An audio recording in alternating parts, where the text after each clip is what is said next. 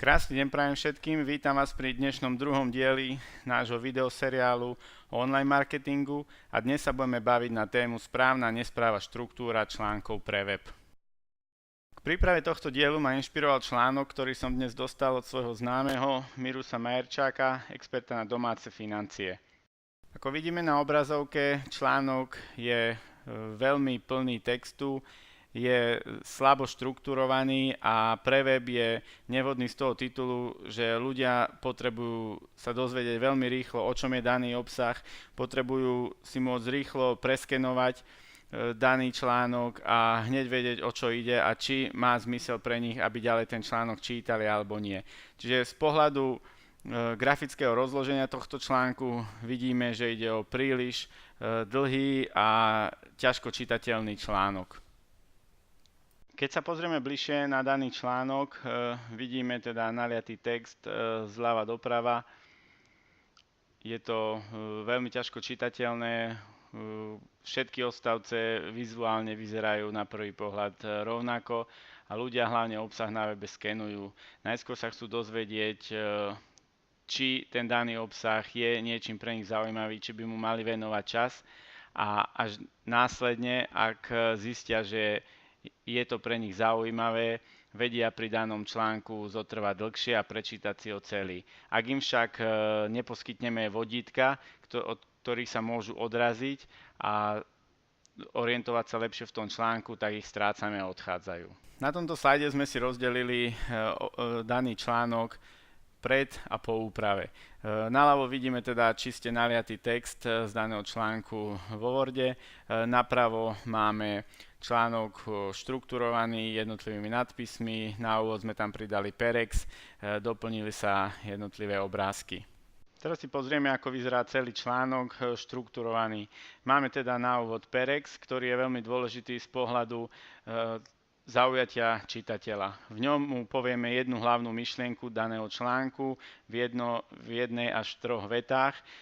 Hlavný zmysel, prečo by ten článok mal ďalej čítať. Ak mu toto nedáme, tak čitateľ odchádza a ďalej nebude čítať.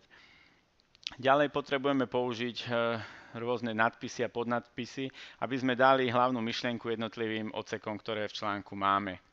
Bez takejto štruktúry opäť náš čitateľ sa stráca. Ako sme si povedali, ľudia na webe články skenujú a nečítajú ich.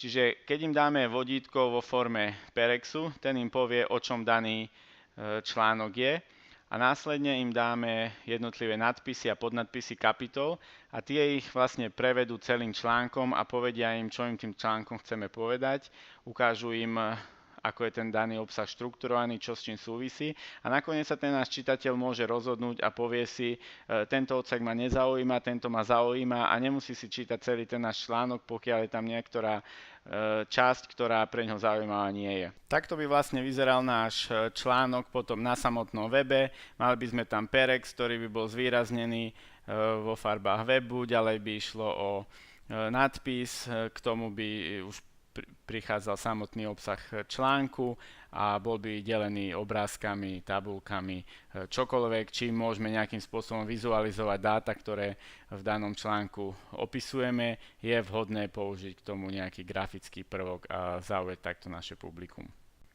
Dnes sme sa teda bavili o tom, akým spôsobom potrebujeme štrukturovať náš obsah, aby sme našich čitateľov z webu nestrácali a aby sme ich v úvodzovkách donútili prečítať si celý náš článok. Poprvé, použijeme perex.